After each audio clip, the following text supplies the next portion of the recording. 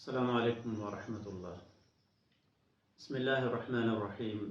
اللہم صلی علی محمد وعلی آل محمد وبارک وسلم وصلی علیہ۔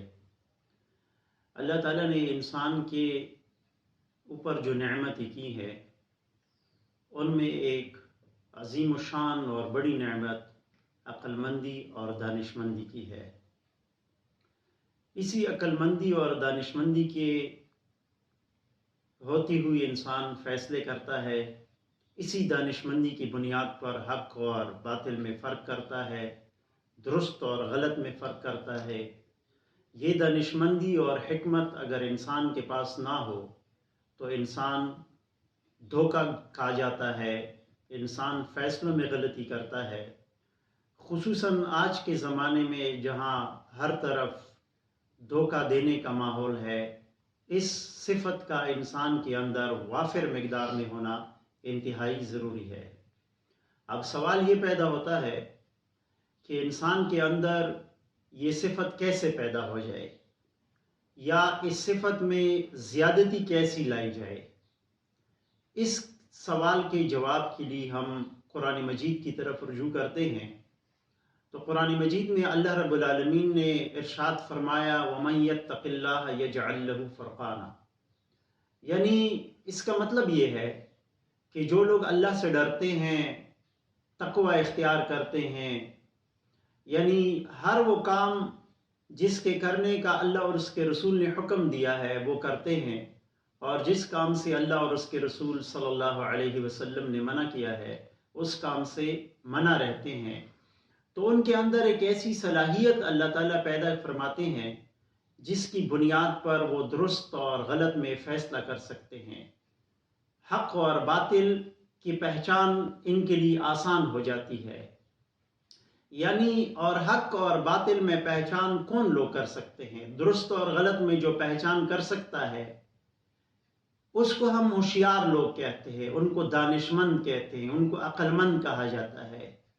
یعنی تقوی جو ہے یہ انسان کے اندر دانش مندی پیدا کرتا ہے، عقل مندی پیدا کرتا ہے۔ جیسے عبداللہ ابن مسعود رضی اللہ تعالی عنہ نے فرمایا رأس الحکمت مخافت اللہ، کہ حکمت کی بنیاد تقوی ہے۔ اگر آپ تقوی اختیار کرو گے تو آپ کے اندر حکمت پیدا ہوگی، دانائی پیدا ہوگی، اور اسی دانائی اور حکمت کی بنیاد پر انسان جب فیصلے کرتا ہے تو ان کی فیصلے درست ہوتے ہیں، وہ حق اور باطل میں درست طور پر فرق کرنے کا اہل ہو جاتا ہے۔ عقلی طور پر بھی دیکھا جائے تو یہ بات تو سمجھ میں آتی ہے کہ قرآن مجید نے جو فرمایا ہے اسی پر اگر عمل کیا جائے تو انسان دنیا میں بھی عقل مند رہتا ہے۔ مثلا ایک شخص ہے، اس سے کوئی قرض مانگ رہا ہے، اور جو شخص اسے قرض مانگ رہا ہے وہ شخص اسے مشکوک لگتا ہے کہ یہ شخص مجھے پیسے واپس نہیں کرے گا، لیکن جو قرض مانگ رہا ہے وہ اسے کہتا ہے کہ میں آپ کو یہ پیسے دگنا کر کے واپس دوں گا، یعنی سود سمیت واپس کروں گا یہ پیسے۔ اب یہ جو شخص قرض دے رہا ہے یہ لالچ میں آ کر، طمع میں آ کر پیسے دے دیتا ہے، اور بعد میں اسے پتہ چلتا ہے کہ اس شخص نے اس سے دھوکہ دیا۔ یہ جو شخص دھوکہ کھا گیا یہ کس بنیاد پر کھا گیا؟ یہ شخص اگر تقوی اختیار کرتا، یہ شخص اگر متقی ہوتا تو ظاہر بات ہے یہ سود نہ کھاتا، یہ اللہ رب العالمین کے حکم کی نافرمانی نہ کرتا۔ تو یہ جو اس کے پیسے ڈوب گئے، اس نے جو دھوکہ کھایا، یہ شخص جو بیوقوف بنا، یہ اس وجہ سے بنا کہ اس کے اندر تقوی نہیں تھا۔ اس کے اندر اگر تقوی ہوتا تو یہ دھوکہ نہ کھاتا۔ یعنی تقوی انسان کو دھوکہ کھانے سے روکتا ہے، وہ دھوکہ نہیں کھاتا جو متقی شخص ہوتا ہے، اور جو دھوکہ نہیں، جس کو کوئی دھوکہ نہیں دے سکتا، جس پر کوئی غلط بات نہیں منوا سکتا، تو اس شخص کو لوگ ہوشیار کہتے ہیں، उस शख्स को लोग दानिशमंद कहते हैं, अक्लमंद और हिकमत वाला कहते हैं।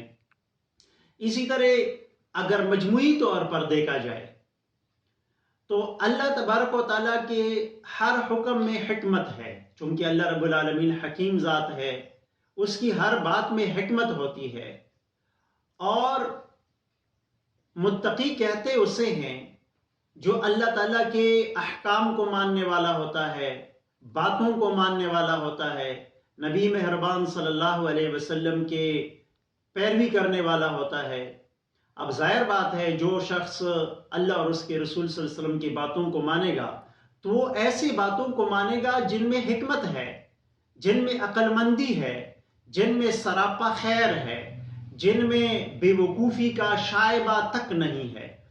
अब जब ये शख्स बातों को मानेगा अल्लाह और इसके रसूल की, तो जाहिर बात है इसकी ज़िंदगी हिकमत से भरी होगी। क्यों? इसलिए कि मुत्तकी कहते उसे हैं जो अल्लाह ताला और उसके रसूल की बातों को मानता है, और अल्लाह और उसके रसूल की बातें हिकमत पर मबनी होती है। और जब ये मुत्तकी है तो ये हिकमत भरी बातों को मानता है, और जब ये हिकमत भरी बातों को मानता है तो इसकी पूरी की पूरी ज़िंदगी हिकमत से भरी हुई होती है। अलगरज ये बात कुरान से भी साबित होती है कि हिकमत दानिशमंदी का मंबा, होशियारी की बुनियाद, दानाई की बुनियाद ये तकवा है। और अक़ल से भी ये सबूत हमें मिलता है कि जो लोग मुत्तकी होते हैं वो दानिशमंद बन जाते हैं, वो अक्लमंद बन जाते हैं, वो हिकमत वाले बनते हैं। अल्लाह ताला हमको इन बातों पर अमल करने की तौफीक अता फरमाए और हम सबको ऐसा बनाए कि अल्लाह ताला को पसंद आ जाए।